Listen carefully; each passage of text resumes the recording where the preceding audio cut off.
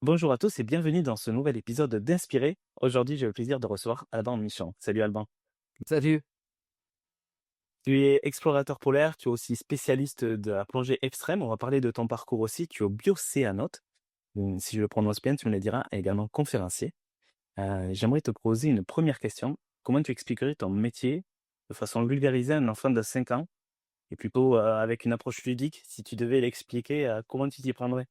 Alors j'adore cette question. Déjà, elle est pertinente parce qu'on me l'a jamais posée. Donc déjà bravo, merci. Ça change un petit peu. Non, comment j'expliquerais, mon métier à un enfant de 5 ans? Je dirais que je vais découvrir le monde pour pouvoir le protéger. C'est bien. Ouais, c'est pas mal. Écoute, c'est un Ouais, premier jet. c'est très bien, c'est très bien. Donc justement, tu découvres le monde, tu explores le monde. C'est une passion qui t'est venue, très jeune, il me semble, depuis l'enfance. Quel a été ton rapport à l'eau? Alors écoute, moi je suis de Troyes d'origine, donc vraiment nord-est de la France, là où il y a pas la mer. Et à l'époque, sur Antenne 2, il y avait le commandant Cousteau. Alors, il y en a plein qui vont pas connaître aussi, hein, parce que je commence à avoir un certain âge. Mais le commandant Cousteau, il m'a inspiré. Le commandant Cousteau, c'était quelqu'un commandant qui avait un bateau et avec des plongeurs à l'époque. Il faut se remettre dans les années 1960. Ils allaient découvrir les mers, les océans, et ils apprenaient plein de choses. Ils découvraient, testaient. Parce que le monde sous-marin, c'était le début de la découverte exploratoire du monde sous-marin, hein. Faut se replacer dans le contexte. Et donc moi, je vois ça dans les années 80. Je vois un mec qui est en train de découvrir des épaves, qui est en train de voir des poissons, de dire: «Mais ah, regardez comme c'est magnifique», et là je me dis: «Mais c'est fou ça a l'air dingue», et donc on est dans le début de l'exploration. Je rappelle que c'est en 1980. 1980, c'est hier. Enfin, très très clairement, hein, c'est hier.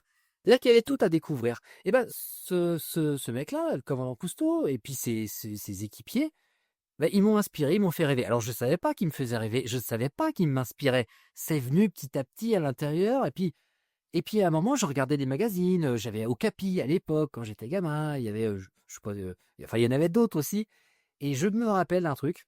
Là, j'étais vraiment, j'avais 8, 9 ans, un truc comme ça. Dès que je voyais des plongeurs, des photos de plongée, je découpais et j'arrachais les pages. Et j'ai chez moi encore des pages que j'ai déchirées de l'enfance. Et donc il y a quelque chose qui se passait, et je pense que je suis devenu passionné, et la passion, c'est la petite sœur de l'amour en fait. C'est le truc, tu sais pas pourquoi, ça fait boum boum dans ton cœur. Il y a un truc qui se passe. J'ai aucune raison, moi, d'être passionné à la plongée. Personne ne plonge dans ma famille. Je suis de Troyes, là où c'est la capitale de l'andouillette. Qu'est-ce que tu veux que je fasse de la plongée? Bon, eh ben, il s'est passé quelque chose.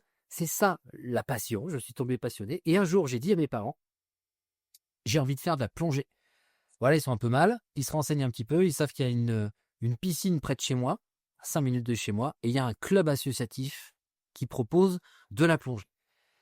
Alors, encore une fois, faut se remettre dans le contexte. On est dans les années 88, 87. Et là, on va dans ce club associatif, et j'y vais avec mon père et ma sœur, et on fait un baptême de plongée avec un moniteur qui s'appelle Bernard, mais je me rappelle comme si c'était hier, et je m'immerge, dans la piscine, et c'est à ce moment précis que je savais que ma vie serait dédiée à la plongée. Je volais en apesanteur dans cette piscine, je voyais des cheveux, des pansements et des carreaux bleus, et j'ai trouvé ça extraordinaire. Tu as eu ce déclic à ce moment-là, cette confirmation? Ouais, exactement. Le truc qui a été, heu, inspiré, j'ai été une éponge de ce que faisait le commandant Cousteau. Il y a un truc qui s'est déclenché, et j'ai su, effectivement, à ce moment précis, dans la piscine, que je vais dédier ma vie à la plongée. C'est à Et quel âge que tu as fait ton premier cours de plongée? j'avais à peu près 10 ans, parce que j'ai commencé les cours à 11 ans. Alors, pareil, à l'époque, il y avait pas de matériel pour enfants. Donc, le matériel était trop gros, donc j'étais à moitié écrasé par terre, mais j'arrivais à trouver des sensations qui étaient uniques. Cette sensation d'apesanteur. C'est dingue! Une sensation d'apesanteur, on l'a rarement, sauf si tu as déjà été dans l'espace. Mais sinon, à part ça, on l'a où? On l'a dans C'est l'eau, vrai. et on a des sons, et je chantais. Quand j'étais dans l'eau, à côté de Bernard, mon moniteur, ouah, j'étais comme ça, je me poussais parce que j'étais trop lourd, je flottais, je dansais dans l'eau, je chantais. Je me dis: «Mais c'est génial ça!» En fait, c'était ouf. Tu as réalisé ton premier baptême de plongée à l'âge de 11 ans? Donc c'est, Ouais, jeune 11 comme ans, on un dit? truc comme ça, ouais, tout à fait. Ouais. Et très rapidement, J'ai même ça encore dans un coin là, j'ai retrouvé ça il y a quelques années. J'ai un jour, notre maîtresse d'école nous demande d'écrire notre rêve et donc j'ai retrouvé, hein, cette petite rédaction. Je crois que j'ai eu 6,5 sur 10, hein, donc c'était pas mal quand même, j'ai eu la moyenne et c'était marqué: «Mon rêve sous-marin» et là, j'ai à peu près 10, 11 ans et j'écris: «Depuis que je suis tout petit, je rêve d'être un plongeur professionnel». Ma vie est écrite. C'est-à-dire qu'à 16 ans, j'ai écrit le planning de ma vie. Ma vie est écrite, c'est comme un film. En fait, je suis un réalisateur. J'écris le film de ma vie. Il est hors de question que quelqu'un écrive ma vie, ma vie pour moi. Non, non, non. J'écris ma vie. C'est-à-dire qu'en fait, à 16 ans, j'étais en cours de mécanique parce que j'aimais pas la cour de mécanique, je m'ennuyais un peu. Donc j'ai passé un an à écrire, à rayer, à raturer, etc. Ce que j'avais envie de faire. Donc j'avais envie d'être moniteur de plongée. J'ai écrit des grandes lignes, hein, bien sûr. Puis après, j'ai mis les étapes. Parce que tout ce qu'on fait dans la vie, et encore aujourd'hui, mes projets, plus ou moins gros soient-ils, s'écrivent par étapes, en fait. Et donc, ma vie est écrite, j'ai écrit le planning de ma vie à 16 ans. Ce qui est marrant à t'écouter, c'est que dès l'âge de 16 ans, en fait, tu es parti en mode projet, à décrire les grandes étapes et puis après les étapes intermédiaires et puis les petites actions. Est-ce que tu avais conscience de ça déjà dès ton plus jeune âge? Alors pas du tout, j'ai pas du tout conscience que c'est quelque chose qui allait me servir toute ma vie, en fait. C'est un espèce de bilan de compétences virtuel que j'ai fait, par la suite. Mais ça me paraissait logique. C'est-à-dire qu'en gros, comment tu veux arriver à un projet quel qu'il soit dans ta vie, si tu fais pas des étapes? Donc j'ai juste travaillé par logique. Et c'est ce que je fais tout le temps en fait, c'est une histoire de logique. J'ai par contre, je sais que tous les projets, c'est une histoire aussi de patience et de persévérance. Je crois que c'est 2 clés qui sont importantes dans la vie, c'est la patience et la persévérance et quand j'écrivais mes projets et que j'ai écrit parce que j'ai écrit le planning de ma vie, donc autant me dire en termes de patience, tu as intérêt de l'être et et j'ai écrit qu'à un moment, j'aimerais avoir un voilier, de faire le tour du monde avec ma famille. Enfin, tu vois, ça allait très, très loin quand même, hein. Alors tout ça, j'ai compris qu'il fallait être patient et je trouve qu'aujourd'hui, encore plus qu'il y a 20 ans, parce que j'ai écrit ça j'avais 16 ans, 17 ans, un truc comme ça.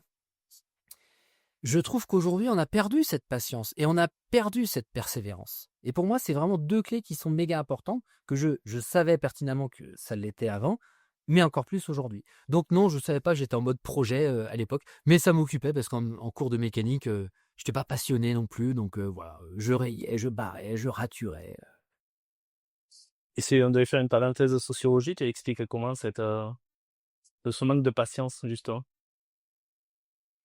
Alors je crois que on a une chance extraordinaire parce qu'on en est tous contents, faut pas non plus se voiler la face, d'avoir un téléphone portable où on passe notre temps à regarder un petit peu à droite à gauche ce qui se passe sur les réseaux sociaux et c'est très sympa. Attention, faut pas non plus cracher tout le temps dessus.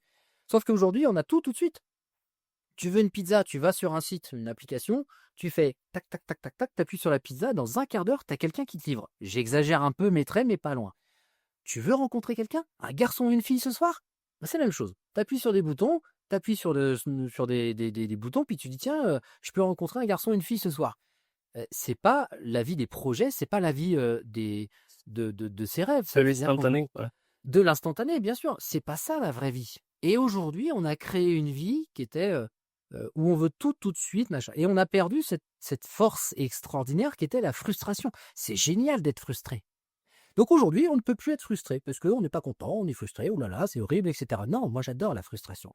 Parce que la frustration, elle nous permet de une satisfaction sans égale. Ça veut dire que quand tu arrives, au bout d'un an, 10 ans, 20 ans, à réaliser des projets, mais tu peux être fier de toi. Tu as une confiance en soi phénoménale. Et tu as appris, tu t'es planté, t'es tombé, c'est génial. Et la frustration, c'est la difficulté d'accéder à ce que tu as envie. Donc tu apprends, donc tu t'améliores, donc tu grandis. C'est génial. J'adore cette frustration qu'on a perdue aujourd'hui, hein, pardon. C'est vrai. Et la frustration amène aussi à la réflexion. C'est-à-dire qu'avant, quand tu ne savais pas quelque chose, tu réfléchissais et puis au bout d'un moment, tu arrivais à la réponse. Bon, bah, aujourd'hui, on ne sait pas quelque chose, on tape sur le téléphone, on a la réponse au bout de 5 secondes. On n'a pas fait travailler notre cerveau, mais on a la réponse plus vite. Oui, bien sûr. Donc, encore une fois, c'était pas forcément mieux avant, c'est pas mieux aujourd'hui. En fait, c'est le monde a évolué. C'est juste par rapport à cette enquête sociologique que tu m'as posé cette question, je me suis dit pourquoi est-ce qu'on aurait perdu la patience, la persévérance, où on veut tout de suite, et parfois moi le premier.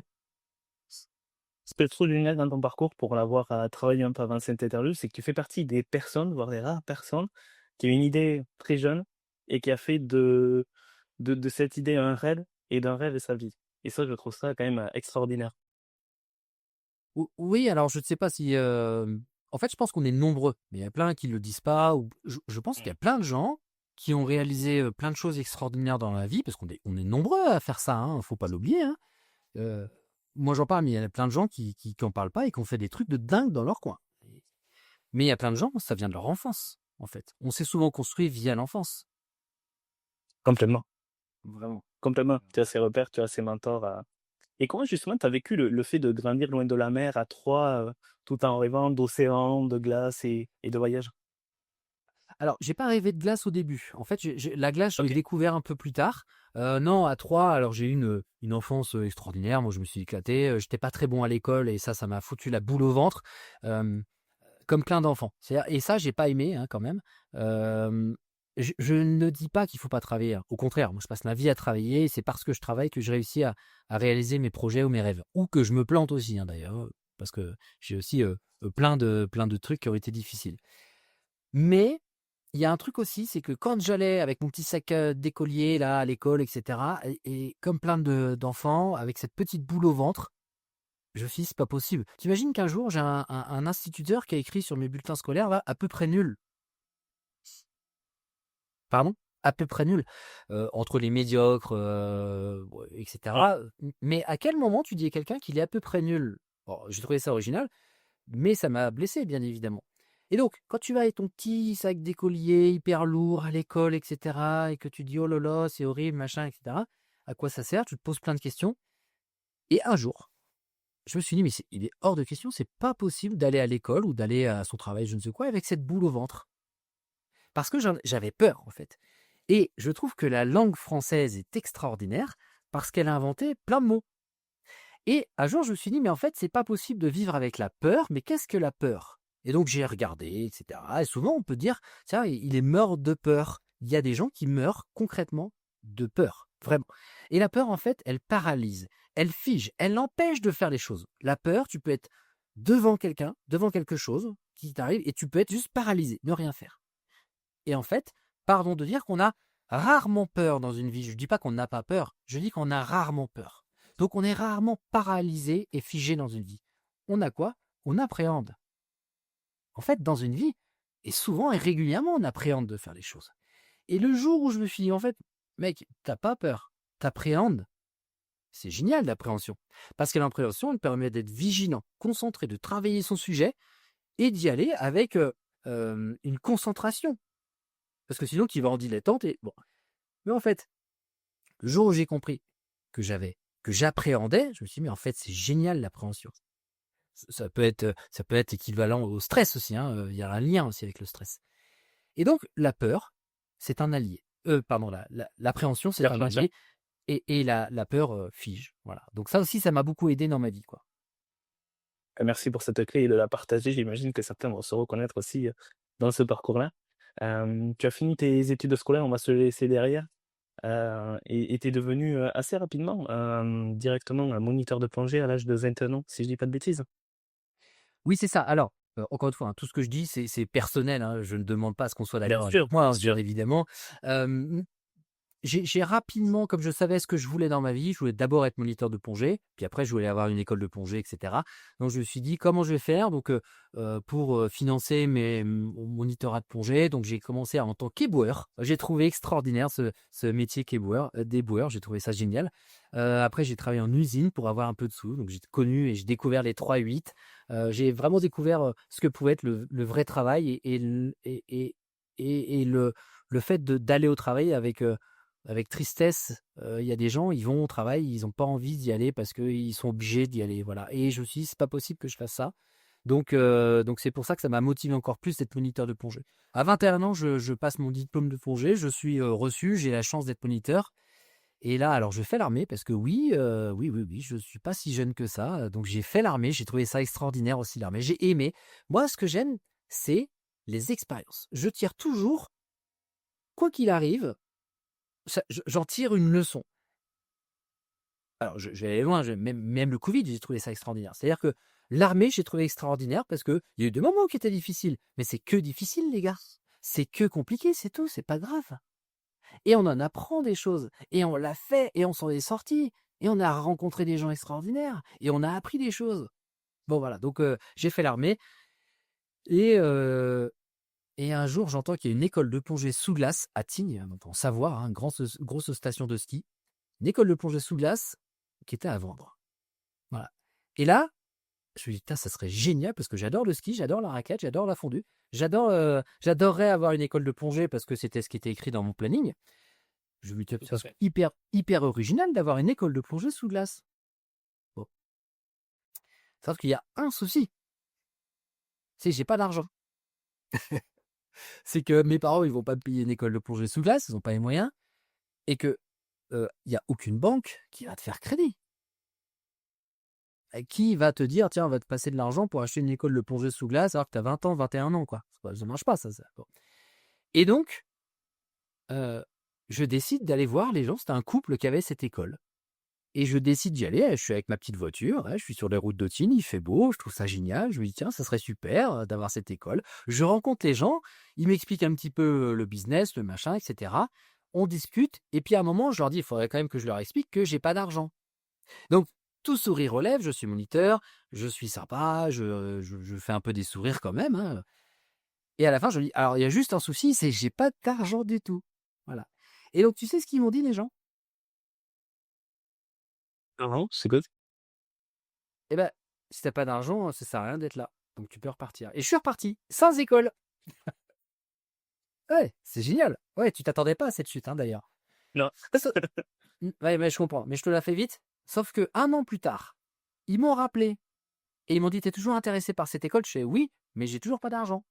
Parce Et qu'ils donc, n'ont pas là, trouvé d'acheteurs. exactement. Et donc, ils m'ont fait un crédit vendeur. Je ne savais pas que ça existait, parce que quand j'ai été les voir, je me suis dit, bon, on va trouver une solution. Bon. Et donc, ils m'ont fait un crédit vendeur. Ça veut dire quoi? Ça veut dire qu'il y a un truc aussi qui est important dans la vie, c'est que le non n'est pas un souci. Le non, c'est pas grave d'avoir un non. Enfin, je veux dire, on peut dire oui ou non, il faut l'accepter, c'est pas un souci. Bon, je suis parti, j'étais un peu déçu, mais c'est pas grave. Par contre, j'ai osé.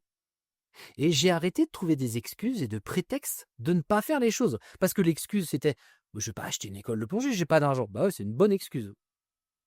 Non, je ne trouve pas des excuses et des prétextes de ne pas réaliser mes projets ou mes rêves. C'est le concept de toutes mes expéditions, hein. J'ai jamais l'argent pour partir en expédition. Mais on va trouver une solution. C'est ce qui s'est passé avec eux. Parce que j'ai osé. Donc le fait de oser faire les choses, tenter, essayer, et ben moi j'applaudis toutes ces personnes qui font, qui tentent, qui essayent. Et donc, tu as réussi à avoir cette école à Tignes. C'est à partir de ce moment-là que tu as commencé à avoir une passion pour la glace ou c'est venu plus tard, justement? Alors c'est exactement là, à Tignes, que ça s'est passé. C'est-à-dire qu'à force de plonger sous la glace, bah, je trouvais ça très très beau. C'est des jeux de lumière, de couleurs, des bulles d'air qui passent sous la glace, qui dansent. C'était très beau. Puis de temps en temps, j'entendais le lac craquer avec les différences de température. C'était très impressionnant. Puis je me suis dit, mais en fait, c'est marrant parce que le lac, il vit, il bouge. Donc en fait, il est vivant. Euh, c'est pas juste de la glace qu'on met dans son verre, quoi.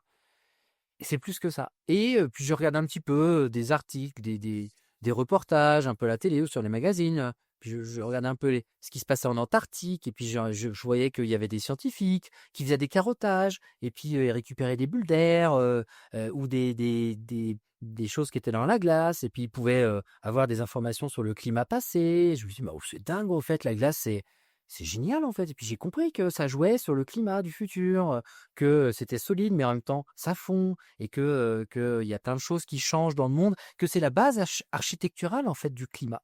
Ça, je l'ai compris un peu plus tard.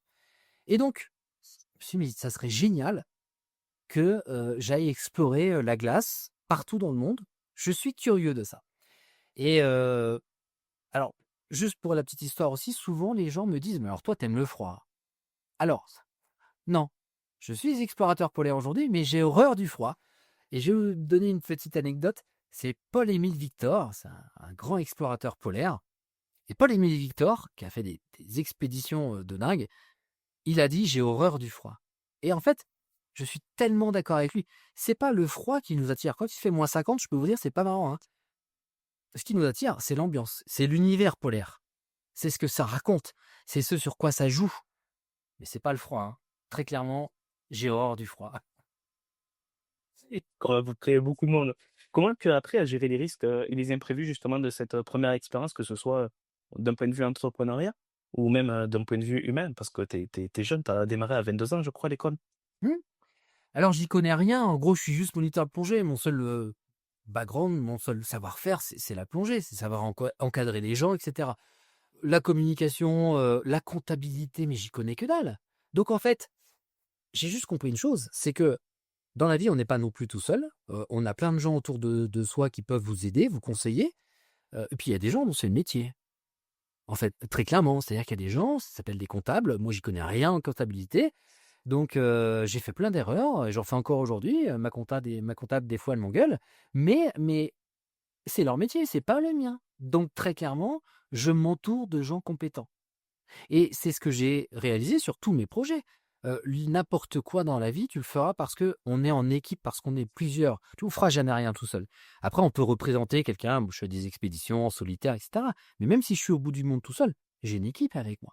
Et donc, en fait, je m'entoure de gens qui savent faire ou qui me donnent des conseils et qui me poussent vers le haut, en fait. Et c'est comme ça que j'ai évolué petit à petit. Alors, à 22 ans, je ne suis pas prêt à être explorateur, j'ai pas d'expérience. Donc ça s'est créé petit à petit et avec le temps et avec les rencontres.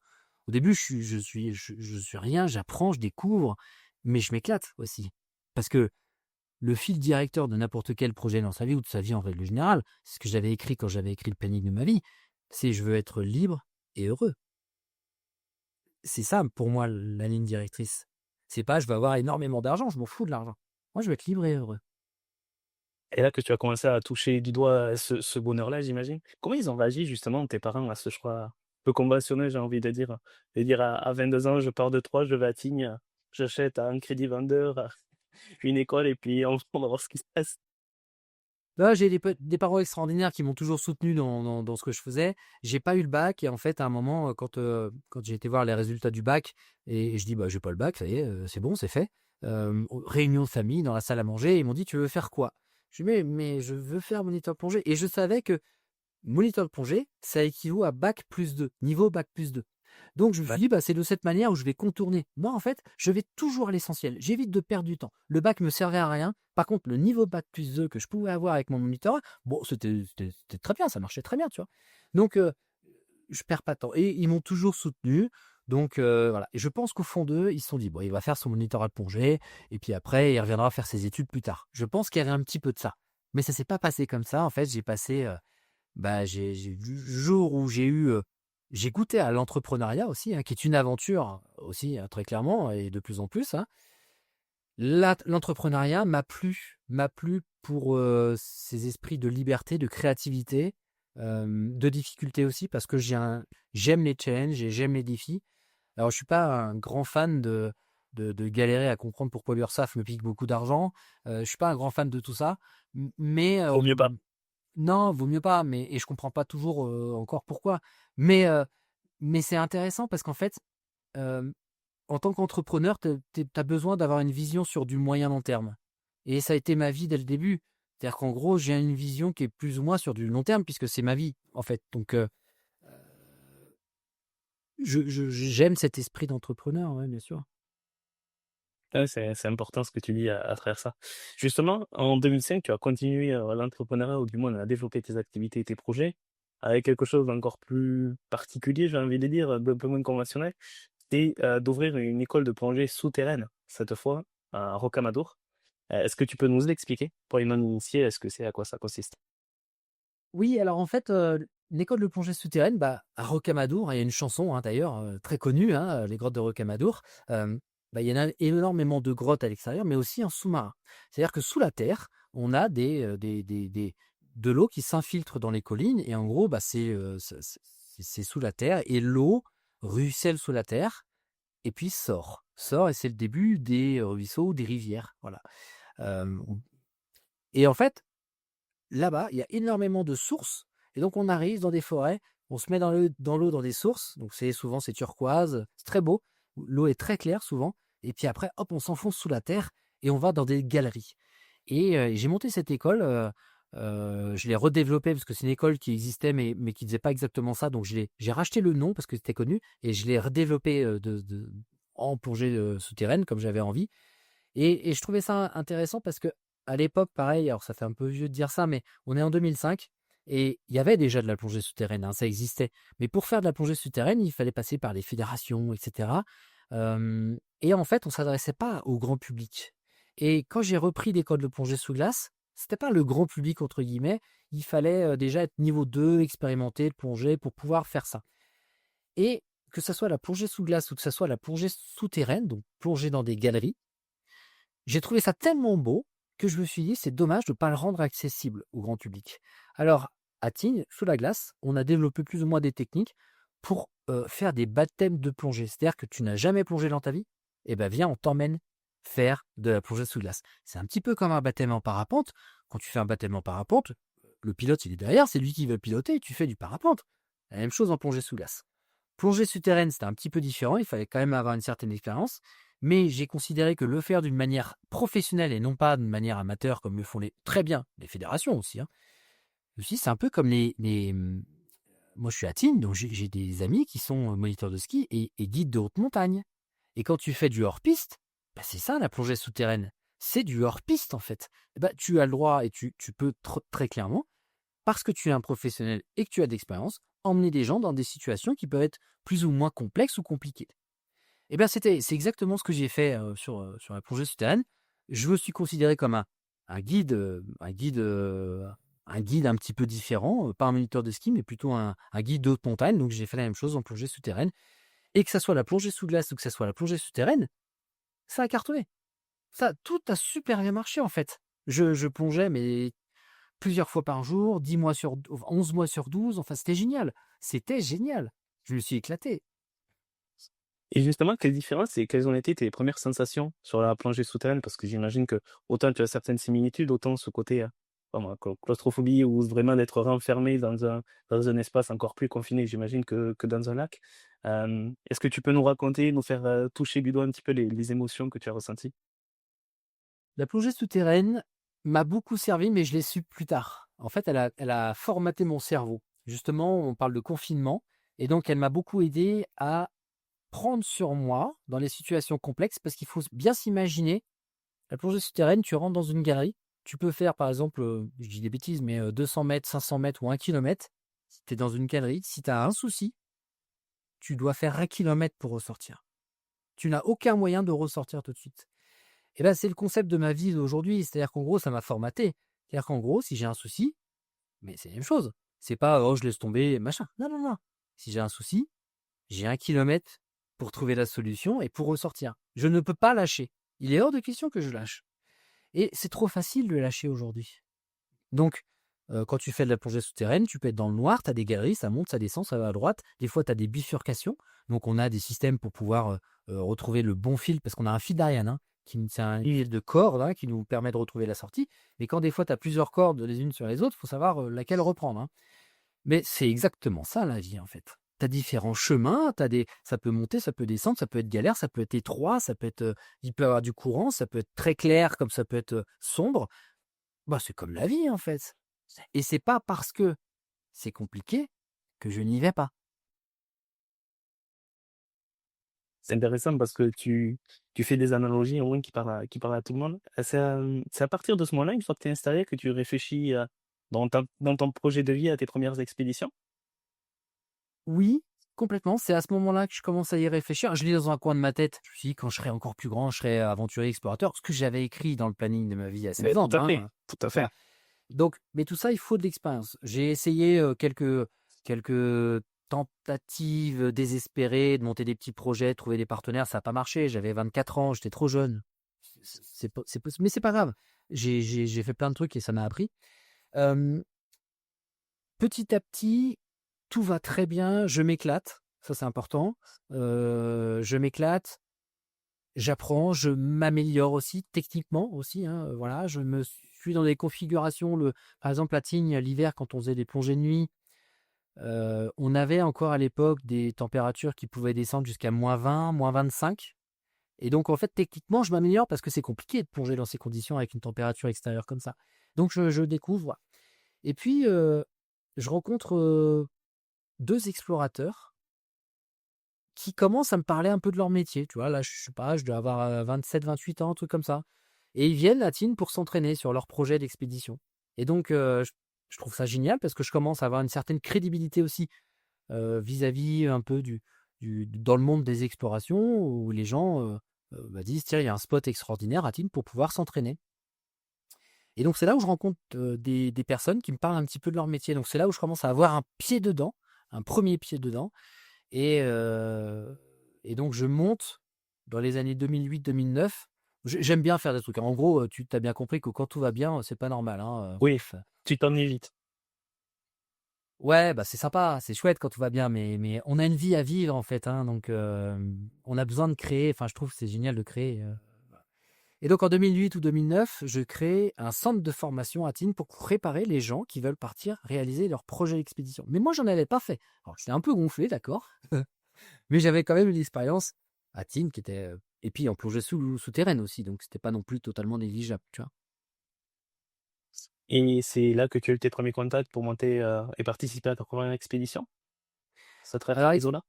exactement, donc j'ai suivi, un peu les explorateurs que j'avais connus. Il y en a un des 2 qui part au pôle Nord, qui s'était entraîné chez moi et en fait, 1 semaine après au pôle Nord, il déclenche sa balise de détresse et donc il a failli y rester. Il est passé à travers la glace, à travers la banquise. Enfin bon, il a vraiment failli mourir là-bas. Et il me racontait en fait son anecdote et il m'a dit: «Putain, en fait, j'ai essayé de monter la tente, mais je suis resté 4 minutes 30 dans l'eau. Mes mains, elles étaient, comme ça, je pouvais plus m'en servir. J'ai eu du mal à monter ma tente, j'ai eu du mal à alerter les secours, à mettre mon réchaud en marche». Et ça m'a un peu marqué. Je me suis dit: «Mais en fait, il faut absolument que je puisse encore plus conseiller les explorateurs, encore plus faire du à la carte et j'ai besoin de savoir de quoi on parle. J'ai besoin de savoir de quoi on parle parce que je connaissais pas le pôle Nord. Moi, je connais pas les -40 et -50 degrés, dormir dans une tente avec de la glace qui se casse la gueule sur toi. Ça, je ne connaissais pas. Et donc, je commence à être guide polaire d'abord. Je commence à emmener des gens au lac Baïkal en Russie. Voilà. Et c'est là où, alors le lac Baïkal, c'est juste magnifique. On a 1,50 m ou 2 m d'épaisseur de glace. Où la glace est transparente. Tu vois le dessous. C'est une ambiance qui est dingue. Et en fait, j'ai fait j'y suis allé plusieurs fois là-bas et j'ai pas mal travaillé avec les Russes. Et les Russes, ils ont un vrai savoir-faire avec la glace et ils m'ont beaucoup appris en fait. Déjà, j'ai commencé à apprendre encore un peu plus avec eux. Et un jour, Jean-Louis Etienne, pour ceux qui ne connaissent pas, c'est un grand explorateur polaire qui fait des choses extraordinaires. Et à l'époque, en 2009, on est à peu près dans ces eaux-là, il doit partir faire la traversée du pôle Nord en dirigeable. Et il doit faire aussi un peu de plongée, etc., etc. Et cetera. Et en gros, son équipe vient s'entraîner chez moi. Alors, je trouve ça sympa parce que j'ai encore pas fait d'expédition, hein, mais ça veut dire que j'ai quand même une certaine crédibilité, Légitimité, ouais. Mmh. légitimité exactement. Donc ils viennent, ils font, il y a un robot sous-marin qui est dans le lac de Tignes, enfin on fait plein de trucs de dingue. Puis je rencontre Jean-Louis Etienne qui pour moi m'a aussi beaucoup inspiré. Bref, son projet ne se fait pas, mais je rencontre son logisticien qui un jour m'appelle, on est sur l'autoroute et me dit: «Ah Alban, dis donc, ça te dit pas, qu'on parte au pôle Nord et puis, qu'on plonge sous la banquise arctique?» Alors, pour bien situer, pôle Nord, hein, pôle Nord géographique, c'est l'axe de rotation de la Terre. C'est-à-dire qu'en gros, on me propose d'aller au pôle Nord, c'est-à-dire que tu fais le tour du monde en 2 secondes, hein, c'est comme si tu l'as fait tourner sur une map monde, c'est l'axe. On me propose d'aller là-haut, au pôle Nord, ce qui est un rêve, de plonger sous la banquise et de faire une vraie expédition. Oh bah là, je dis oui, bien sûr, bah, avec plaisir. Moi, je suis capable de tout abandonner pour, euh, pour revenir plus tard, mais encore plus fort, encore avec de l'expérience, avec de la crédibilité, de la légitimité, comme tu le disais si bien. Donc ça a été le premier pied dans le monde de l'aventure pure et dure où on part en 2010 au pôle Nord géographique. Comment s'est passée ta première expérience? Parce que j'imagine que la première expédition est toujours plus marquante. J'ai trouvé ça génial. Heu, alors on était 8, il y avait un chien avec nous, on était 8. Alors l'avantage de ça, on s'était entraîné, on avait été conseillé par Jean-Louis Etienne aussi, mais on n'y connaissait pas grand-chose en expédition, hein, très clairement. Mais je reviens sur ce que j'ai dit tout à l'heure, c'est que si on, on trouve toujours des raisons de ne pas le faire. Jamais les feux seront au vert. Jamais. Quoi que tu fasses. Tu veux monter une boîte, tu veux faire machin, t'auras jamais tous les voyants au vert. C'est foutu d'avance. Donc on arrête de se trouver des excuses et des prétextes. On travaille, on s'entraîne. Bien sûr, on est parti s'entraîner en mer Baltique, etc. Et on se retrouve au pôle Nord géographique. J'ai découvert le vrai silence. Ça m'a surpris. Le vrai silence. C'est juste, de temps en temps, t'entends la glace qui craque. Parce que la glace, il faut s'imaginer qu'on est sur des grosses plaques de banquise qui bougent au gré des vents des courants. T'es sur un océan gelé, hein. Et donc, euh, c'est un silence que je ne connais pas. Tu as le soleil qui est au bout, qui est à l'horizon. Tu vois les premières lueurs du soleil. Puis après, il va tourner autour de toi. Tout autour de toi. Donc, à 1h du matin, tu mets une crème solaire. C'est une luminosité que tu trouves nulle part ailleurs. C'est la nature à l'état pur. Tu sais que tu n'es rien là-bas. Tu inverses les rôles en fait, hein. Ici, on a l'impression de maîtriser la nature, etc. De temps en temps, elle nous remet un petit coup, elle nous remet à l'ordre, hein, et tant mieux. Mais là-bas, tu te dis, ah, excusez-moi, Madame la Nature, est-ce que je peux venir quelques mois avec vous? Est-ce que vous... Et t'es humble. Voilà, t'es très très humble, t'es rien du tout, t'es rien. En fait. Voilà. Donc c'était génial. Et l'avantage d'être 8, c'est qu'on était tous plus ou moins stressés, hein, et bien sûr, c'est normal. On appréhendait tous, bien sûr, et c'est normal. Mais en fait, tu dilues le stress avec toute l'équipe. C'est-à-dire qu'en gros, la peur, on a tous peur des ours polaires, bah, tu dilues le stress avec tous les autres. Tu dis, bah, on est plusieurs tentes, avec un peu de chance, il va manger la tente d'à côté. Tu te dilues le stress parce que si tu passes à travers la banquise, tu sais que tu as 7 potes qui devraient t'aider. Donc voilà, ça aide aussi, mais c'était génial. On a fait une expédition qui a duré 45 jours au pôle Nord géographique. C'était waouh, c'était chouette. Ça m'a donné l'envie de continuer. Ah, mais tu m'as piqué ma question. C'est justement grâce à cette expédition que tu t'es dit, allez, je vais là-dedans, mais je me suis trouvé quelque part, pas une nouvelle voie, parce que c'est une continuité, mais une belle continuité à avoir. Exactement, c'est ça. C'est une continuité, puisque je l'avais plus ou moins écrit à l'avance. Moi, je suis quelqu'un qui ne sait pas grand-chose et qui apprend parce qu'on me montre. Donc, j'y connais rien en tout, hein, je suis assez bon dans ça. Par contre, une fois que tu m'as montré, c'est bon, a priori, j'ai compris. Pas besoin de me le dire 2 fois, normalement, si ça m'intéresse. Heu et donc j'avais compris comment monter une expédition et là, parce que moi j'étais équipier à cette époque et je me suis dit: «Allez, à mon tour de monter ma propre expédition, je sois chef d'expédition, que je sois» parce que j'avais des envies, pas forcément de repartir sur d'autres projets qui étaient pas forcément les miens ou qui me correspondaient pas, et donc j'ai monté mes propres expéditions et la deuxième expédition, c'était de partir au Groenland avec, le caméraman de cette première expédition qui s'appelle Vincent Berthet. Et on est parti ensemble en kayak le long de la côte est du Groenland et on s'enfonçait dans les fjords pour plonger sous les icebergs et pour ramener aussi des images, hein, parce que je veux juste préciser une chose, c'est pas juste aller se faire plaisir quand on va en expédition. Bien sûr, attends, on va pas se voiler la face, hein, c'est aussi pour apprendre, pour se faire plaisir, mais le se faire plaisir à -40, ça s'appelle de la souffrance, donc on n'est pas non plus totalement, toi, mais il y a toujours une connotation scientifique. Ça, on n'en a pas parlé, je préfère le rappeler aussi. Ça, oui, Mais pour moi, très important. ce qui est pour moi la différence entre un aventurier et un explorateur ou exploratrice, hein. Je prends 2 secondes. Pour moi, l'aventurier, c'est quelqu'un, et il y en a toujours eu, qui partent avec leur sac à dos au bout du monde et ils verront ce qu'ils feront demain. C'est de l'aventure. Euh, L'aventurier, c'est celui qui monte une montagne alors que jamais personne n'a monté cette voie, ou c'est celle qui va traverser l'Arctique ou l'Antarctique le plus vite possible, etc. On est dans l'exploit sportif, se trouve dans l'aventure. Euh, une découverte, Challenge un peu plus personnel, ouais. c'est ça, une découverte plutôt personnelle. L'explorateur, l'exploratrice, on a plutôt une connotation scientifique parce qu'il faut bien comprendre une chose, c'est que euh, aller dans les zones extrêmes, c'est des zones qui sont fragiles aujourd'hui. Pôle Nord, pôle Sud principalement. C'est des zones qui sont très, très sensibles, très fragiles. Oui, qui se réchauffent, etc. On le sait très bien, on a suffisamment parlé. Je ne vais pas rajouter une couche, mais c'est le cas. Si on veut protéger le monde, il faut avoir des données régulières. Donc, dans n'importe quelle ville de France, en Europe ou voire un peu partout sur la planète, on a ne serait-ce que des stations météo. Bon. Donc déjà, là, tu arrives à avoir des tonnes de données, minute par minute, voire seconde par seconde si tu as envie, pour voir comment évolue ta ville, par exemple. Donc tu vas te dire, tiens, dans les années 60, on avait telles informations, on a pris des décisions politiques, et quelques années plus tard, 30 ou 40 ans plus tard, ça a donné, parce qu'on a fait attention à ça, des bons résultats ou pas. Voilà. C'est ça la surveillance. Et donc, en termes de, à l'échelle de la planète, les données qui sont importantes, c'est l'échelle, c'est les données qui sont dans les domaines des zones extrêmes et polaires. En Antarctique, le pôle sud, on a, je crois de mémoire, 77 bases scientifiques. En Arctique, puisque c'est un océan, on a quelques bouées océaniques, on a quelques bases scientifiques qui sont Canada, Groenland, etc. Mais pas beaucoup en fait, pas beaucoup.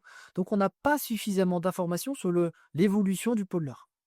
Et donc le rôle de ces explorateurs, c'est de ramener des informations, soit d'être un ouvrier scientifique, de travailler main dans la main avec des scientifiques qui ne peuvent pas se déplacer. Parce que des fois, c'est pas le rôle des scientifiques de dormir des fois dans une tente à moins 40 degrés. Il y en a plein qui n'ont pas envie. Hein. Ou alors, c'est aussi d'encadrer des scientifiques dans ces environnements extrêmes. C'est aussi ça le rôle des explorateurs et des exploratrices. Et donc nous, on était aussi là pour ramener des images d'un monde qui change. Et le monde polaire change très très vite, et c'était notre rôle de ramener bibliothèque d'images pour les générations futures. Et j'allais en parler justement de cette expédition. En est sorti un livre et aussi un film euh, qui s'appelle Le Piège blanc, que vous pouvez retrouver. Et j'imagine qu'il doit y avoir des images extraordinaires à voir de par la façon dont tu les décris. Ça doit être juste magique et de vivre ça un peu à tes côtés, par procuration. C'est important. Les images sont très très importantes. Alors on travaille. Il faut savoir que quand on voit les films, on se dit mais comment ils ont fait les films? Ils ont fait ça en studio? Alors non, pas du tout. Souvent, alors ça va dépendre des budgets. En vert. En fourrure, voilà. Ça coûterait moins cher, hein, très clairement. Mais on fait venir une équipe de tournage au début et ou à la fin de l'expédition. Au milieu, c'est nous, on va se filmer avec nos caméras, on va faire nos Ouais, photos. Vincent. Ouais. Voilà, mais avec Vincent, par exemple. Mais sinon, on a une équipe de tournage, voilà, avec une boîte de prod qui s'appelle 5e Ray. Ils font des trucs extraordinaires. Ils font des images que nous, on ne pourrait pas faire, mais ils le font tout au début. Après, on a un photographe avec qui je travaille depuis des années, qui s'appelle Andy Parent, qui fait les images, mais de dingue. Et ce qui nous permet aussi de montrer ce qui est beau, ce qui donne envie de le préserver. Parce que le monde est encore beau, pardon de le dire, hein, des fois, il y en a qui n'ont pas envie de l'entendre. Le monde est encore beau, il faut le préserver, hein, très clairement, mais tout n'est pas foutu. Moi, j'ai un côté qui est très optimiste, réaliste. C'est-à-dire que je n'ai pas envie de dire ouh, bah, tout se passe bien, c'est pas vrai. Mais j'aime aussi Ça, c'est l'utopie. oui, c'est d'utopie, bien évidemment. Il y a plein de choses qui vont pas bien, sauf qu'on le sait qu'il y a plein de choses qui vont pas bien, on en parle tous les jours, très clairement. Mais apportons un petit peu d'optimisme, et moi j'ai plein d'exemples qui fait que on peut croire, et que je suis un amoureux de l'espoir, et qu'on peut croire que le monde de demain, très clairement, hein, il y a encore plein de choses qu'on va perdre, il y a des animaux qui vont disparaître, il y aura des guerres, il y aura des morts. Bah oui, d'accord, je dis pas que c'est super, hein, c'est horrible. Mais du moment où tu as compris que ça, c'est acté et que c'est pas le monde du bisounours, mais qu'il y a aussi des choses qui peuvent aller bien et on a des exemples, que tout n'est pas foutu, et moi je continue parce que j'y crois. Et donc c'est pour ça que les images sont aussi très importantes. Et ça fait toujours plaisir d'entendre cet élan d'optimisme puisqu'on a plus facilement l'habitude d'entendre des mauvaises nouvelles et on y sert beaucoup plus souvent que les bonnes, donc ça fait toujours plaisir. Tu as une anecdote lors de cette expédition que je vais te laisser raconter, qui a été assez marquante pour toi avec la rencontre d'un ours. J'étais en plongée, je remontais d'une plongée. Et là, alors c'était tout au début, hein, vraiment, on allait être bientôt tout seul. On avait encore l'équipe de tournage qui était avec nous.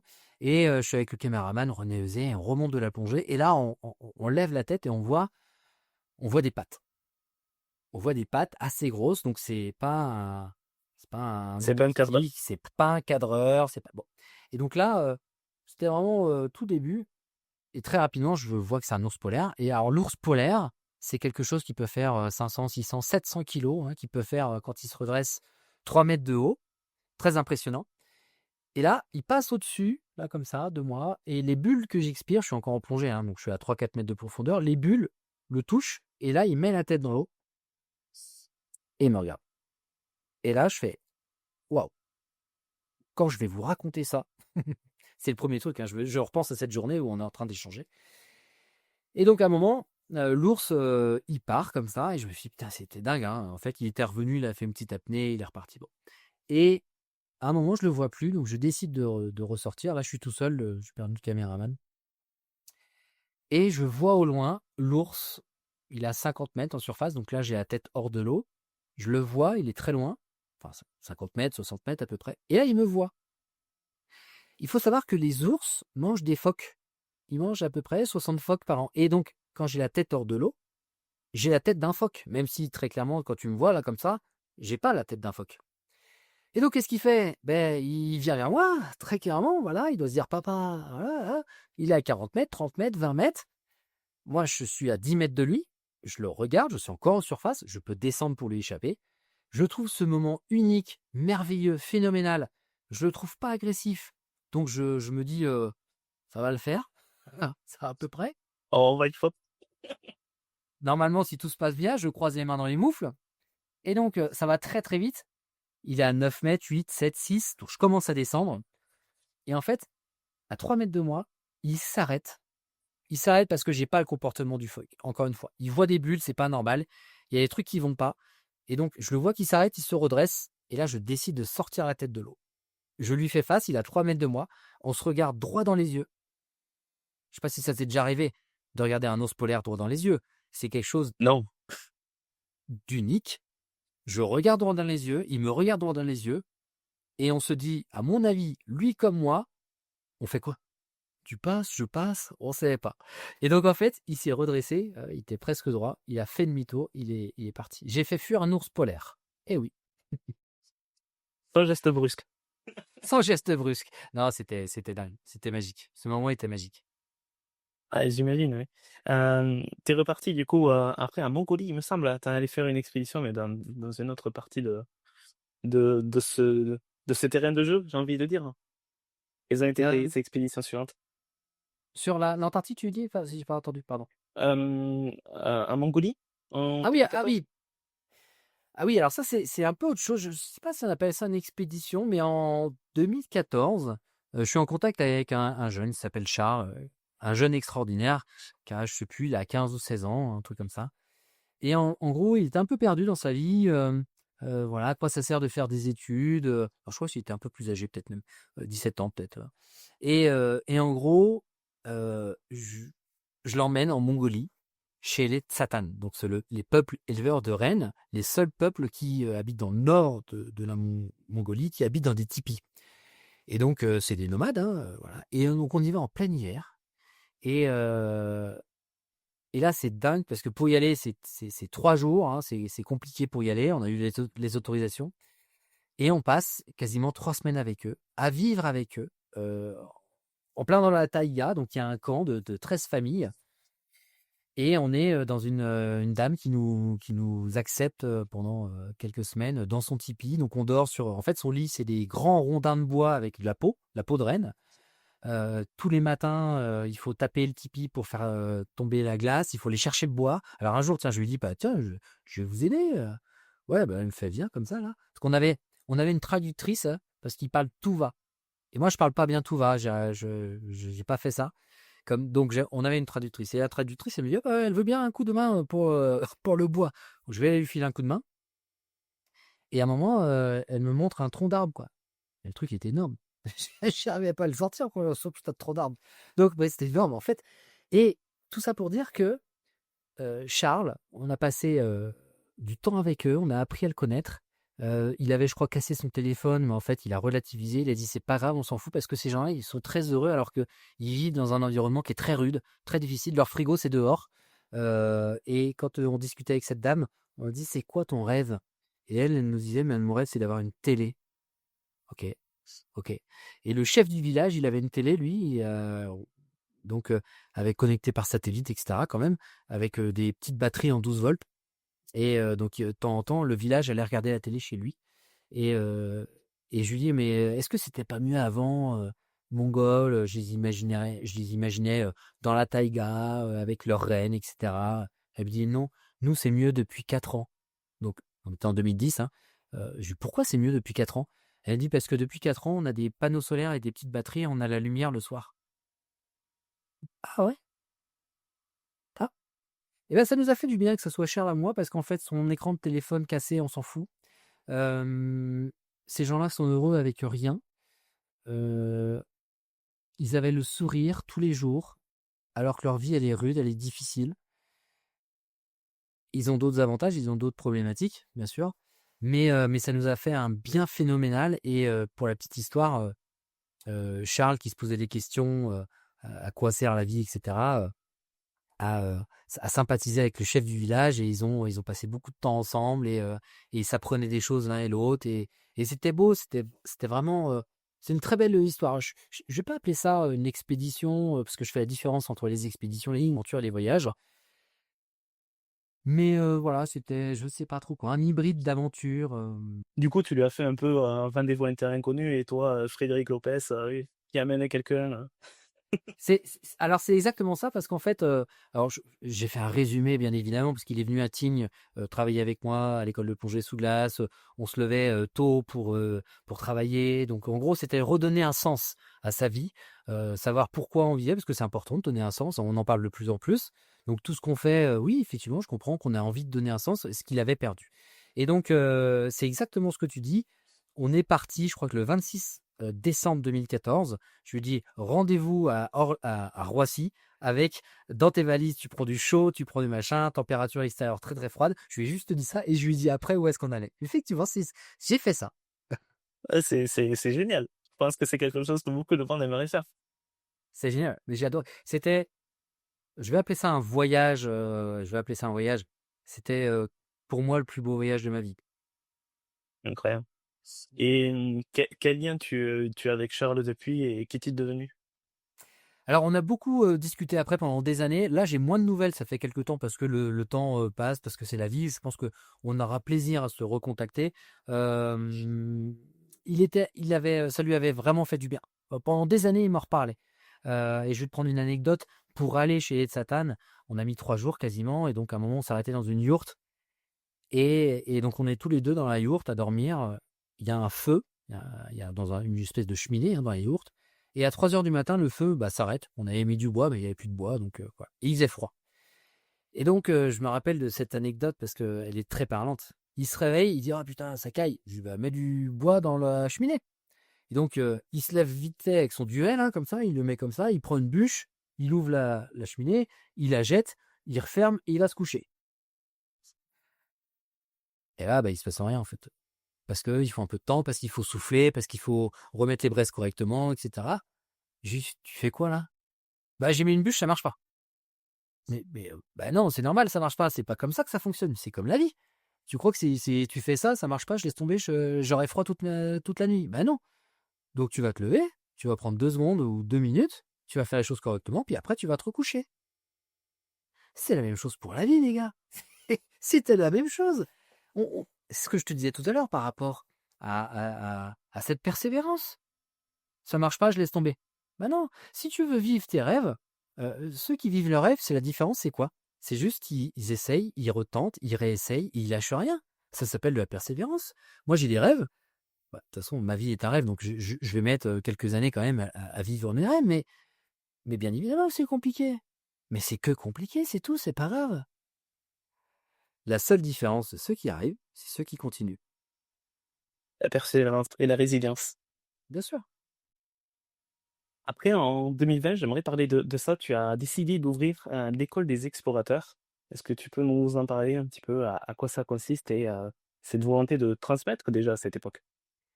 Oui, alors, j'avais refait une autre expédition en solitaire où c'était un Oui. peu pour accumuler encore plus d'expérience. Pour moi, c'était important. En, en 2018, c'est ça? En 2018, donc là, je suis parti 62 jours avec 2 traîneaux sur la banquise arctique, pareil, à plonger tout seul sous la banquise, parce que j'avais aussi un besoin de continuer d'apprendre sur moi, parce que là, une expédition en solitaire, une expédition à 8, ça n'a rien à voir. Et donc, c'est ce qui me permettait aussi, encore, on revient sur la légitimité, ce qu'on appelle la parole d'autorité. Il faut qu'on puisse, que quand je parle un peu de mes projets futurs, on puisse dire, ouais, Alban, il sait à peu près de quoi il parle. C'est important. Donc, j'avais besoin de réaliser cette expédition. Donc, 62 jours en solitaire, c'était juste magique. Je pense que j'ai des problèmes psychologiques parce que j'ai adoré être tout seul. Voilà.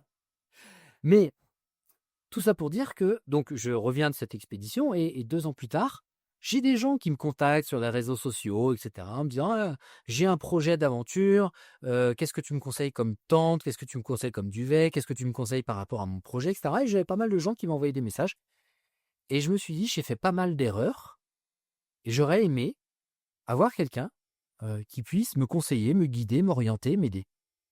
Ben, je me suis dit: «Mais en fait, j'ai tout pour bien faire à Tignes». Donc j'avais revendu mon école de plongée sous glace parce que tout allait bien. J'avais arrêté mon école de plongée souterraine parce que tout allait bien également. Donc quand tout va bien, bon, bah, pas ça s'ennuie. Bah, non, c'est pas que je m'ennuie, c'est que je me voyais pas encore faire 30 ans dans ma Dans la vie avec quelque routine, chose. ouais. Bah oui, tout va bien, c'est super, mais c'est je m'enrichis plus. Est-ce que tu travailles que moi, je ne travaille pas que pour l'argent. Il en faut, hein, pour être libre. Je mais est-ce que tu te lèves le matin pour faire ton chiffre d'affaires de la journée? Oh, c'est pas excitant, hein, ça ne m'attire pas, en fait, voilà.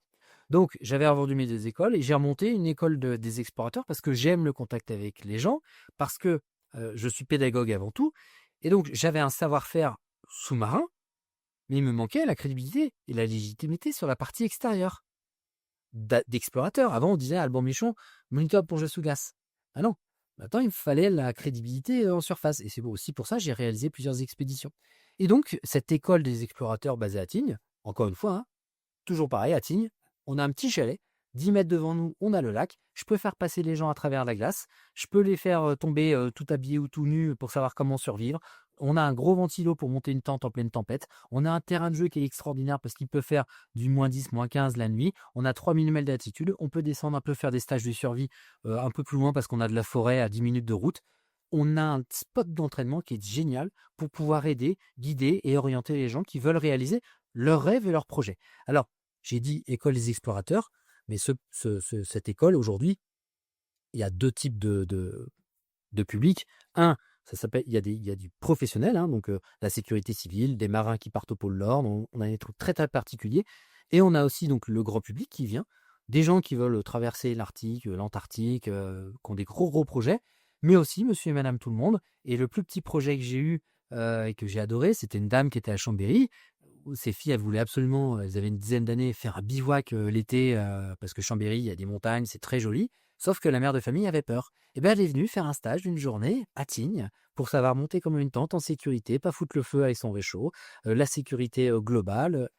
Et ben, c'est ça l'école des explorateurs, c'est pouvoir accompagner les gens pour pouvoir qu'ils puissent vivre leurs rêves en fait.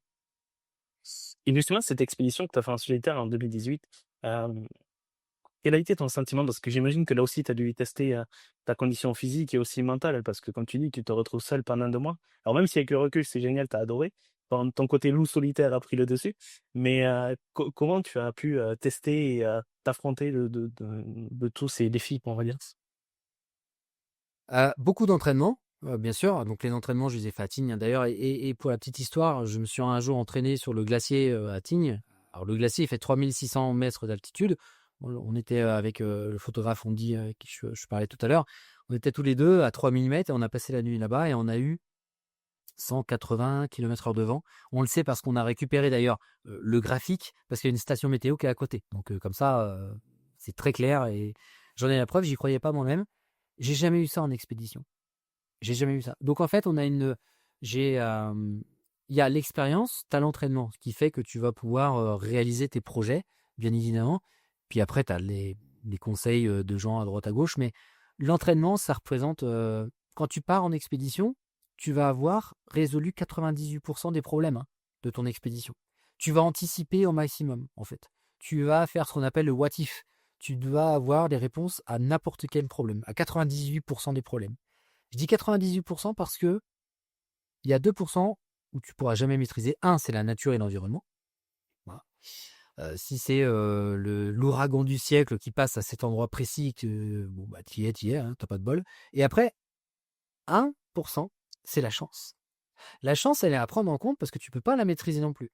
Je te prends un exemple, la chance, c'est tu te rencontres, un ours polaire devant toi, tu as une chance sur 2 pour qu'il t'attaque. Voilà. Mais ça, tu peux rien en fait, tu pourras pas maîtriser ça. Donc tu pourras essayer de, par rapport à tout ce qu'on t'a appris pour gérer un ours polaire, etc., tu pourras essayer de minimiser, de maximiser ta chance et minimiser les risques. Mais voilà, donc c'est pour ça que quand on part, moi j'ai vécu l'aventure, mon expédition, avant de la vivre. C'est-à-dire que on dit souvent c'est un mois de travail, euh, un mois, en gros, pardon, d'expédition, c'est un an de travail. Donc c'est un vrai métier, en fait, explorateur, exploratrice, c'est vraiment du travail. Donc voilà, des fois on me dit: «Mais si tu es dans l'eau et que tu as plus d'air dans une bouteille, tu fais quoi?» Bah, tu en as une deuxième, OK, indépendante. Oui, mais si jamais, voilà. Donc après, tu vas répondre à un maximum de choses qui peuvent t'arriver et après il y a une petite chose ici qu'il faut prendre en compte, c'est l'acceptation du risque. Mais comme tu l'as, minimisé au maximum, tu les risques, en fait, voilà, c'est et quand je dis l'acceptation des risques, c'est prendre sa voiture, et tu es sur l'autoroute à 130 et tu fais un AVC, hein. C'est exactement la même chose, hein. Tu peux faire un AVC, quand tu es en expédition. La seule chose, c'est que tu as plus de chances d'avoir les pompiers qui viennent dans, les quarts d'heure sur une autoroute que, à 3000 kilomètres du point de secours. C'est la petite nuance. Sa petite nuance. D'ailleurs, j'avais lu une anecdote et je vais me dire si c'est vrai, avec un appel, par satellite avec ton père, hein. Ah oui, oui, oui. Ouais, c'est génial. J'ai une éducation où en gros, c'est on arrête de se plaindre et puis on avance et puis on trouve des solutions en fait. Et moi, je continue à penser ça très clairement. Euh, un jour, enfin, j'ai deux anecdotes d'ailleurs, mais un jour, on est avec Vincent au Groenland, on est sur la fin d'expédition et il pleut, on est en octobre et on est à peu près à 80 km d'un village inuit. On est à 80 km, on a fait quasiment 1000, hein. Donc on est à 80 km de terminer notre aventure. Donc on est sous la tente à manger du chocolat avec Vincent. C'était 3 jours qu'on est bloqué. On en a marre, hein, très clairement. Et là, c'est tempête. Voilà. Donc, on ne navigue pas en kayak. Et là, j'appelle mon père en lui disant ouais, on n'en peut plus. Donc, par téléphone satellite, hein, parce qu'il n'y a pas de réseau.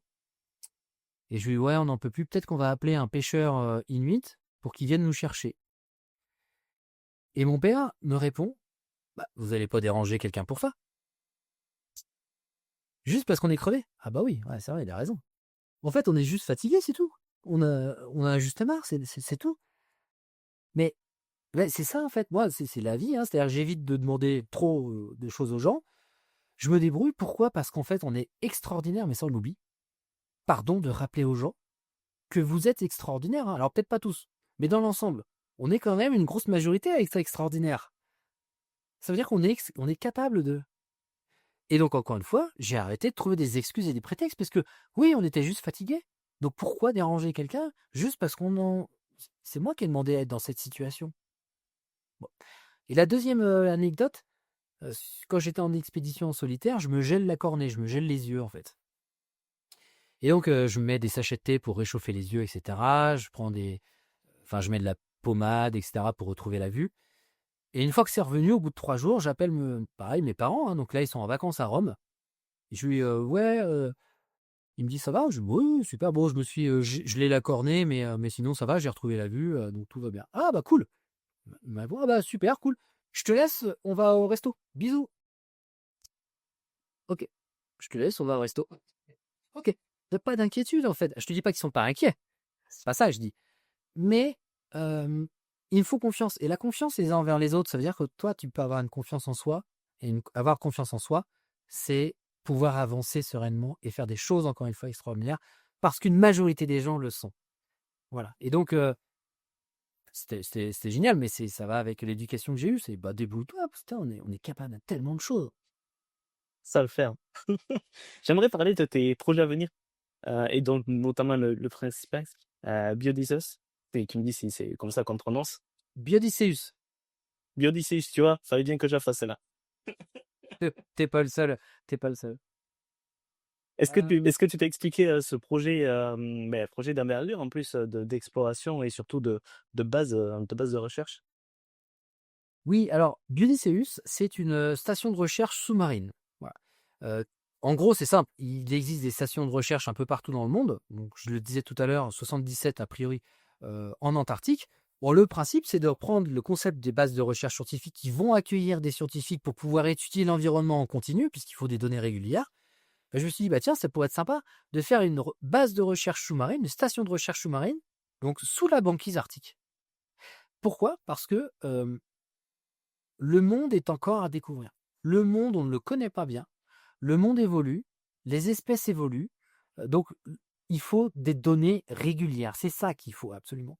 Et la banquise arctique, la glace, en règle générale, c'est le cœur du réacteur climatique. C'est-à-dire que tout ce qui se passe en Arctique et Antarctique, dans les zones polaires, joue et influe sur le monde, sur le climat, sur la montée des eaux, sur l'acidification des océans, sur le ralentissement des océans, donc le changement du Gulf Stream, donc un changement. Tout est lié. Et je me dis, bah ouais, ça pourrait être génial parce que j'ai passé ma vie à emmener des gens qui ne savaient pas plonger sous la glace. j'ai un petit peu une expérience dans le monde polaire. Et le commandant Cousteau, j'en parlais tout à l'heure, il avait fait des bases, il avait fait des stations de non, il avait fait des habitats sous-marins, le commandant Cousteau. C'était pas le seul, je parle côté français, mais il y a eu 63 habitats sous-marins dans le monde dans les années 60-70. T'imagines? Sauf que tous ces habitats sous-marins ont plutôt, à l'époque, c'était plutôt pour travailler sous la mer, vivre sous la mer, etc. Bon, très clairement, moi, le kiff de dire on va vivre sous la mer demain parce que extérieur, non, c'est pas mon délire de dire on va vivre sous la mer. En revanche, aller sous la mer, vivre avec et au cœur du réacteur climatique ou de l'environnement, tu te fais accepter et tu récoltes un maximum d'informations pour pouvoir le protéger. C'est ça qu'il faut. Et donc, je me suis dit, ok, comme les habitats sous-marins sont existés, moi, je vais pas réinventer la roue, je vais refaire. Tu sais, aujourd'hui, on n'invente pas grand-chose, très clairement. On innove beaucoup, mais on n'invente pas grand-chose. Et je vais prendre l'exemple des chefs, tu sais, les cuistots. Les chefs, ils Ouais, font non, quoi? tout à fait. Les cuistots, ils inventent peut-être un peu, mais ils revisitent beaucoup. Et c'est très bien. C'est ce que je voulais faire. Je voulais revisiter le concept des habitats sous-marins. Et donc, le concept de Biodysseus, alors pourquoi Biodysseus? Je te le dis aussi. C'est parce que le commandant Cousteau, il appelait ses équipages dans les habitats sous-marins des océanautes. Des hommes qui voulaient travailler sous la mer, faire de la soudure, etc. Entre autres. Et je me suis dit, tiens, c'est marrant, il appelle ça des océanautes. Nous, on va plutôt étudier la biodiversité, donc on va devenir des biocéanautes. Et donc, en fait, Biodysseus, c'est quoi? C'est l'Odyssée des biocéanautes. Biodysseus, D'accord. voilà. Le petit clin d'œil au commandant Cousteau. Ça a été réfléchi, t'as remarqué? Ah ben, je vois ça, je vois ça. Et donc, l'idée, c'est ça, c'est de recréer un habitat sous-marin avec les besoins d'aujourd'hui, avec les capacités d'aujourd'hui, avec les technologies d'aujourd'hui, pour les raisons d'aujourd'hui. C'est-à-dire qu'en gros, un peu comme un Lego, tu vas ou comme ISS, c'est des petits modules que tu vas emboîter les uns les autres et tu vas pouvoir faire la station que tu veux pour la mettre en Arctique aujourd'hui. Et qui te dit que demain ou après-demain, on veut la mettre en mer Rouge ou on veut la mettre en Méditerranée? On pourra, on est capable de la mettre là-bas. Pourquoi pas? Tout est possible en fait. Voilà, donc c'est le prochain projet, la création de la station de recherche Biodysseus. Je vais rajouter une dernière chose, c'est que ce projet, c'est plusieurs millions d'euros. Et comme j'ai raconté ma vie depuis le début, où j'achète une école de plongée avec 0 €, où je raconte que je vais traverser l'Arctique avec 0 € parce que je vais convaincre les gens, je vais fédérer les gens. C'est ce que je vais faire sur, autant dire, j'avais 0 € sur Biodysseus. Mais c'est pas grave. Il faut bien raconter quelque chose, une histoire, puis après tu fédères les gens. Et ensemble, parce qu'on est une équipe, et là c'est une grosse équipe, et d'ailleurs ceux qui veulent nous rejoindre, ils sont les bienvenus parce que moi je cherche plein de gens qui soient motivés, c'est ça qui m'intéresse, les gens qui soient motivés. Et ensemble, on va créer cette station Biodysseus. On mettra les liens, bien évidemment, pour te suivre sur les descriptions, que ce soit sur la partie audio ou vidéo. Est-ce que tu peux nous en dire un peu plus sur le projet? Où est-ce qu'il en est aujourd'hui et quelles sont les prochaines étapes? Alors, tu me parlais d'étapes tout à l'heure, parce que j'ai passé ma vie à écrire des étapes. Donc, c'est-à-dire qu'il y a 2 ans et demi, 3 ans, j'ai annoncé le projet Biodysseus. C'est une grosse station. En gros, c'est 4 modules qui sont emboîtés. Et la vraie différence, c'est que, c'est modulable, c'est évolutif et c'est aussi transportable. Et la dernière chose, c'est que c'est accessible à tout le monde. En fait, il y a encore quelques habitats qui existent dans le monde, pas beaucoup. La nuance, c'est que j'ai passé ma vie à démocratiser la plongée sous glace. J'ai démocratisé la plongée souterraine. Avec l'école des explorateurs, j'ai démocratisé l'accès aux explorations, aux aventures. Dans l'ensemble, je ne dis pas que c'est totalement ouvert, mais en tout cas, on donne l'accès. Mais là, demain, je donne l'accessibilité à des stations scientifiques. Pour la pédagogie, pour la recherche, pour des artistes, pour plein de choses. Et donc ça, c'est quelque chose qui n'existe nulle part.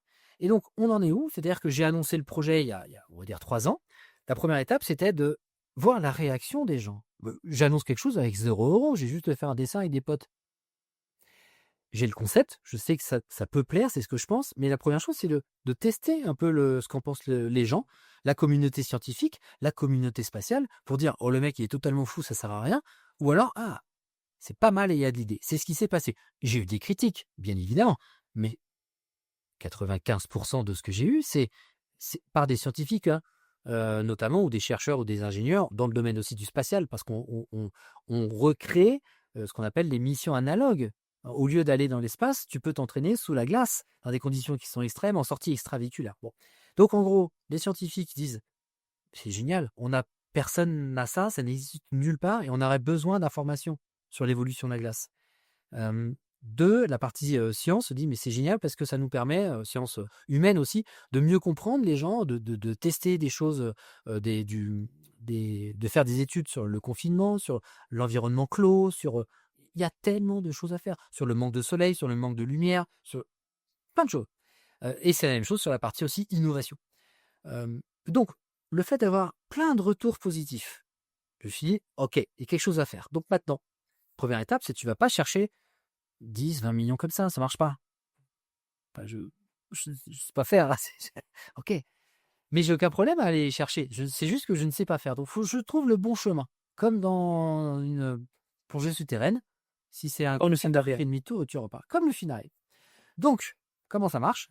Première étape, on est en train de travailler sur une preuve de concept. D'ailleurs, c'est un mini habitat qui va nous permettre ensuite de faire un premier module. Parce qu'avant de faire le premier module, qui va coûter 1,5 million, 2 millions, tu as tout intérêt à faire un premier preuve de concept qui coûte beaucoup moins cher et de voir ce que tu peux émettre de l'intérieur, les choses à améliorer, si ta structure elle tient et tu meurs pas écrasé par les glaces, etc. Donc, on commence par une preuve de concept, on fait le premier module, et une fois qu'on a fait le premier module, bah, derrière, on n'a plus qu'à rajouter d'autres modules s'il y a un besoin. Et des modules qui sont complémentaires. On peut avoir un centre de contrôle, on peut avoir un centre logistique, on peut avoir un laboratoire, on peut avoir une salle de sport. Enfin, j'exagère, mais tu peux avoir ce que tu veux après derrière. Donc, en gros, on en est là. On a très bien avancé ces 2 dernières années. On a des premiers partenaires. J'ai pas été chercher l'argent aujourd'hui parce que il faut être prêt pour aller chercher l'argent. Donc, on a un petit peu parce qu'on a des partenaires qui y croient et ils nous ont quand même déjà aidés. Mais à partir de septembre, je vais chercher l'argent parce qu'on a une structuration juridique qui va bien, parce que c'est un très très gros projet, donc il faut prendre le temps de bien le faire. C'est important de prendre le temps, d'être crédible, de savoir de quoi tu parles. J'ai fait beaucoup d'enquêtes de terrain avec des scientifiques, avec des ingénieurs pour dire, OK les gars, je vous propose ça, mais qu'est-ce qu'on y met à l'intérieur? À quoi ça va servir mon truc? Enfin, c'est important de travailler main dans la main avec ces gens-là. Et donc, à partir de septembre, on va chercher les sous pour pouvoir monter déjà cette première étape de la preuve de concept pour, on l'espère, d'ici 2 à 3 ans derrière, pouvoir monter ce premier module. Peut-être que je pourrais l'immerger à Tignes déjà pour faire une base d'entraînement avant d'avoir d'autres structures éventuellement ailleurs dans le monde. Génial. Bon, on suivra ça avec, beaucoup, d'impatience et on fera un point peut-être, dans 2 ans, on va savoir. Quel est ton plus grand rêve, Alban? Si tu pouvais rêver, facile à dire cette question pour toi, au point où tu ne pourrais pas échouer, quel est ton plus grand rêve si tu en avais un dans les prochaines années ou décennies? Alors, Est-ce que tu as encore fait tout ton projet? Est-ce que tout est été coché ou il te reste des étapes? non, il m'en reste. Feuille de route. J'espère que je vais en avoir de nouveaux aussi, et je crois que le fait de Biodicéus, c'est le projet de ma vie, très clairement. J'en ai encore pour des années, ça va évoluer, on va comprendre et évoluer sur d'autres trucs qui vont m'attirer et me plaire. Hem, je crois que mon l'autre rêve, qui est plutôt d'ordre un peu perso, mais qui devrait arriver, je l'avais écrit il y a 16 ans, c'est d'avoir un bateau, en fait. Donc il va falloir que dans les années à venir, je puisse m'acheter mon petit bateau, et puis vivre sur mon bateau, même si c'est pas pour faire le tour du monde, parce que je suis parti dans des trucs où là, je peux pas me permettre d'être absent, trop longtemps, parce que j'ai plein de choses à faire aussi ici en France.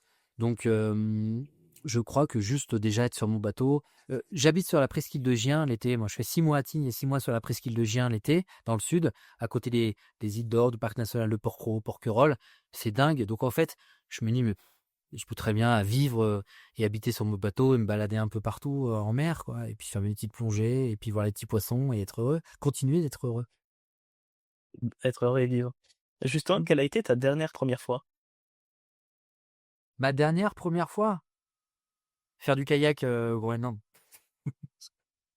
C'est bon, hein, tu me feras plus faire du kayak, j'ai eu mal au cul partout, eu mal aux abdos, j'ai mal au dos. J'étais pas un pro. En fait, j'étais pas du tout un pro du kayak. J'en avais fait un petit peu, tu vois, comme ça, sur des rivières pour m'amuser. Mais alors, encore une fois, j'ai passé mon temps tout à l'heure à vous dire, j'ai arrêté de trouver des excuses et des prétextes. Et donc, pour cette expédition au Groenland, c'était 1000 kilomètres en kayak de mer. Et une des excuses, c'était de dire: «Bah oui, mais j'y connais rien en kayak». Donc moi, je me suis dit: Bah, c'est pas grave, je vais faire, j'aurai mal aux fesses et puis, j'aurai mal aux poignets, j'aurai des tendinites et puis c'est tout. C'est ce qui s'est passé d'ailleurs. Mais si je m'étais écouté, c'est j'ai pas l'argent, j'y connais rien en kayak, heu, bon, bah, rien que ça, je fais pas mes expéditions. Donc j'aurais jamais fait mes expéditions. Donc je suis parti du principe que c'est un moyen de locomotion, le kayak. Comme si je décide dans ma tête de faire le tour du monde en vélo, je ferai le tour du monde en vélo. Je suis pas un pro de vélo, j'aurais mal aux fesses encore une fois, bon. Mais si on décide quelque chose, on peut le faire. Par contre, si je me dis: «Tiens, je vais me lancer en haut de la montagne avec une voile de parapente», ça, je vais me tuer. Mais faire du vélo ou faire du kayak, heu, j'ai plein de défauts. D'ailleurs, quand on me voit les professionnels, du kayak, j'ai eu des retours en disant: «Mais tu connaissais un peu?» Je dis: «Ouais, j'y connaissais que dalle». Mais je l'ai fait, en fait, voilà. Je l'ai fait parce que j'y croyais, parce que parce que pour moi, c'était hors de question de trouver ces excuses en me disant: «Je suis pas un professionnel, sinon je fais rien dans la vie». Si tu as besoin de conseils pour faire le tour du monde du vélo, on a reçu il y a quelques mois Thierry Corbaru qui en ce moment même est en train d'achever son tour du monde à vélo avec son fils. Il a fait 5000 km à la rame. Il a fait tout l'Atlantique à la rame. Et ils font 20 000 km à vélo. Ils sont partis de Toulouse en novembre, si je dis pas de bêtises, novembre ou décembre. Ils vont revenir là, sur le mois de juin, juillet, à faire le tour du monde. Donc voilà, tu pourras sur ce parcours-là. C'est gentil. Alors, ça j'aime beaucoup ce genre de projet. Non, mais je te tends la perche. Voilà, M mais là, je suis très occupé avec l'Odysseus, mais, je le mets dans un coin de ma tête, hein, c'est gentil, merci. On arrive sur les dernières questions. J'aimerais t'en poser une. Quel message tu souhaiterais, transmettre à ceux qui écoutent ton histoire, et même aux plus jeunes générations et toutes les générations? Alors, j'ai pas un message spécifique, c'est un en gros, c'est un peu ce que j'ai dit tout le long de ce podcast. C'est-à-dire qu'en gros, heu, on n'ose pas faire les choses. On trouve des raisons de ne pas les faire. On n'ose pas, «Je suis trop petit, je suis trop gros, je suis trop machin, je suis trop ci, je suis trop machin». Arrêtons, non, trouvez une excuse d'y aller. Donc, c'est un peu ce résumé et ces mots-clés que j'ai dit, c'est oser, tenter, essayer, soyez persévérants, soyez patients et il faut y croire, quoi. Heu, moi, je n'écoute que les gens qui m'apportent de la bienveillance. Je n'écoute que les gens, le reste, je m'en fous, en fait. Je j'ai pas besoin, il y a tellement de gens qui ont des problèmes pour chaque solution. J'ai pas besoin de ça, en fait. J'ai pas Puis besoin de ju ça, donc attention, par contre, c'est du travail, hein. C'est un vrai travail, voilà. Mais voilà, tentez, osez, essayez, tombez, tombez avec succès, relevez-vous, avec plaisir. Mais oui, bien sûr, c'est génial. et justement par rapport à ça, quel est le meilleur conseil que l'on t'ait donné dans la vie? Alors toujours difficile d'en retenir un, mais celui qui t'a piqué un peu sur le moment et avec le recul, tu dis: «Ah ouais». C'est me dire que je suis à peu près nul. C'est lui qui m'a donné un déclic. C'est me dire à peu près nul. Il y a de l'humour là-dedans. Je trouvais que c'était très original, en fait. À peu près nul, il est génial. Il est très violent, tu prends une grosse tacle dans ta gueule, mais en même temps, tu as de l'humour.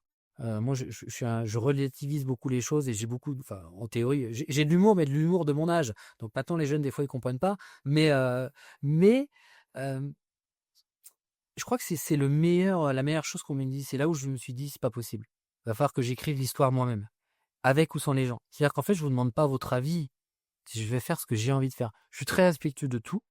Euh, mais je demande pas l'avis, en fait. Si j'ai décidé de faire ça, attention, quand je dis je demande pas l'avis, quand on est en travail en équipe sur un projet, il vaut mieux que j'écoute les autres. Mais sur la direction générale de ma vie, c'est la mienne.